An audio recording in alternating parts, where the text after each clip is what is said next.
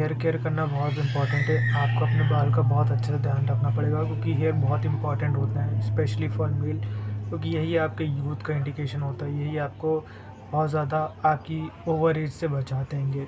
अगर आपके पास हेयर है तो वो आपकी एज को बहुत ज़्यादा कम दिखा सकते, लेकिन अगर आपके पास हेयर अच्छे नहीं हैं या ऑलमोस्ट जा चुके हैं तो वो आपकी एज को 10 टाइम्स ओल्डर दिखा सकते हैं आपको।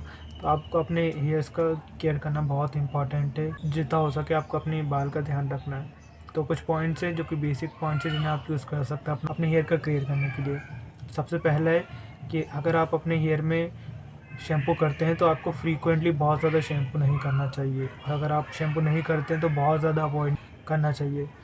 आपको एक्सट्रीम में नहीं जाना है, आपको हर वीक 1 या 2 में आपको शैम्पू करना है। अगर आप रोज़ करते हैं तो उससे क्या होता है कि आपका जो हेयर नेचुरल हेयर होता है वो बहुत ज़्यादा वॉश ऑफ हो जाता है, जिसके कारण आपके जो रूट्स होते हैं वो बहुत ज़्यादा वीक हो जाते हैं, क्योंकि आपकी हेयर्स को भी एक नेचुरल ऑयल की ज़रूरत पड़ती है प्रॉपर ग्रोथ के लिए। तो अगर आप रोज़ शैम्पू करते हैं तो आपकी हेयर बहुत ज़्यादा वीक हो जाते हैं टाइम के साथ, और उनकी ग्रोथ अच्छी नहीं होती।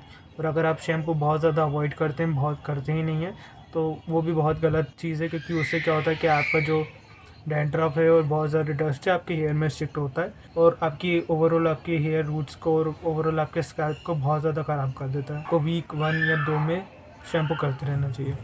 दूसरा है ऑयलिंग। ऑयलिंग भी बहुत इंपॉर्टेंट स्टेप है, क्योंकि ऑयलिंग जो होता है वो आपके स्कैल्प को और आपके हेयर को बहुत ज़्यादा अच्छा बनाता है, ग्रोथ प्रोवाइड करता है। अगर आप ऑयलिंग नहीं करते हैं तो उससे ज़्यादा कुछ इफेक्ट नहीं पड़ेगा, लेकिन अगर आप ऑयलिंग करते हैं तो उससे थोड़ी बहुत आपको बेनिफिट मिलते हैं, क्योंकि उससे क्या होता है कि आपका जो स्कैल्प है वो और ज़्यादा बेटर ग्रोथ में आता है। आपको हेयर डेंसिटी थोड़ी अच्छी मिलती है अगर आप ऑयलिंग करते हैं। ऑयलिंग से क्या होता है कि आपका जो स्कैल्प होता है वो और ज़्यादा अच्छा बेटर बनता है, क्योंकि आप ऑयलिंग कर रहे हो। तो उससे क्या होता है कि आपके जो बाल है उसको थोड़ा नरिशमेंट मिलता है।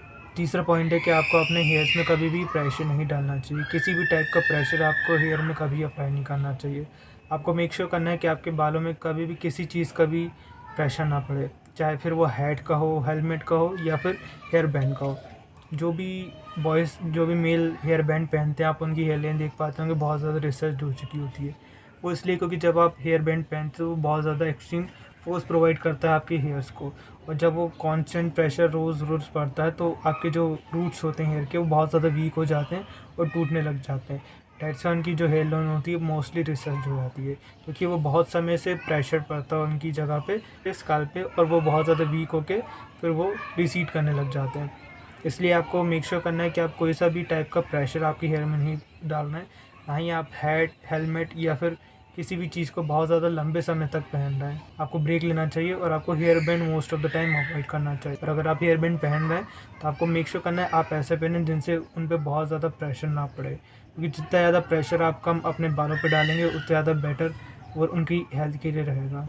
फोर्थ पॉइंट है जेनेटिक्स। जेनेटिक्स बहुत इंपॉर्टेंट है, क्योंकि आपके हेयर्स कितने ज़्यादा अच्छे हैं, कितनी उनकी ग्रोथ रहेगी, उनकी डेंसिटी रहेगी, वो आपकी जेनेटिक्स पे डिपेंड रहते हैं। तो आपको मेक श्योर करना है कि आप बहुत अपने पेरेंट्स के साइड से देखें कि किनके ज़्यादा अच्छे बाल हैं और किनके जा चुके हैं। अगर मोस्ट प्रोबेबली वो बाल्ड हो चुके हैं यंग एज से, तो चांसेस है कि आप भी शायद बाल्ड हो जाए। आप डर्मेटोलॉजिस्ट के पास जा सकते हैं चेक करने के लिए अपने हेयर की हेल्थ। मेक श्योर करना है कि जितनी यंग एज से आप अपने हेयर का ध्यान रखेंगे उतना ज़्यादा उनकी हेल्थ और ज़्यादा समय तक बढ़ेगी। जितने ज़्यादा अच्छे जल्दी से आपने उनका हेयर केयर करना चालू कर दिया वो उतनी ज़्यादा अच्छी उनकी हेल्थ ओवरऑल होती जाएगी। फिफ्थ पॉइंट है कि अगर आपका डॉक्टर आपको डर्मारोलर या माइनॉक्सिडिल सजेस्ट कर रहा है तो आपको वो उन्हें हर रोज़ अप्लाई करना है। तो मेक श्योर करना है कि आप उसे छोड़ें ना। अगर आपके डर्मेटोलॉजिस्ट ने आपको सजेस्ट करा है ये अप्लाई करने के लिए, तो आप मेक श्योर करें कि आप उसे रोज़ रिलीजियसली अप्लाई करें, क्योंकि वो बहुत इंपॉर्टेंट है। क्योंकि अगर आपने वो छोड़ा तो माइट भी अगर आपको हेयर लॉस हो रहा है तो वो बढ़ेगा। तो अगर आपको कोई भी चीज़ सजेस्ट करिए प्रिस्क्रिप्शन, मेक श्योर करिए आप उसे फॉलो करें। लास्ट पॉइंट है, कोई भी आपको अपने हेयर पे कोई भी फालतू की प्रोडक्ट को अप्लाई नहीं करना चाहिए, क्योंकि जब भी आप अपने स्काल्प पे कोई भी प्रोडक्ट अप्लाई करते हैं मोस्ट प्रोबेबली आप उसे वॉश नहीं करते होंगे। डेट्स वाई वो उसी रूट्स में आपके स्कैल्प भी रह जाता है, वो बहुत ज़्यादा गंदा डैमेज करता है। तो आपको मेक श्योर करना है कि आपके हेयर में, आपके स्काल्प पे आप कोई भी चीज़, कोई भी प्रोडक्ट आप अप्लाई ना करें। अगर आप अप्लाई करें तो बहुत कम अप्लाई करें और उसे अच्छे से वॉश ऑफ करें। जितने ज़्यादा आप अपने कम प्रोडक्ट्स अप्लाई करेंगे आपके स्कैल्प पे, उतनी ज़्यादा उनकी हेल्थ ज़्यादा बेटर रहेगी। आपको हेयर जेल, वैक्स या कोई सी भी चीज़ से आपको अवॉइड करना है कि आप उन्हें यूज़ ना करें।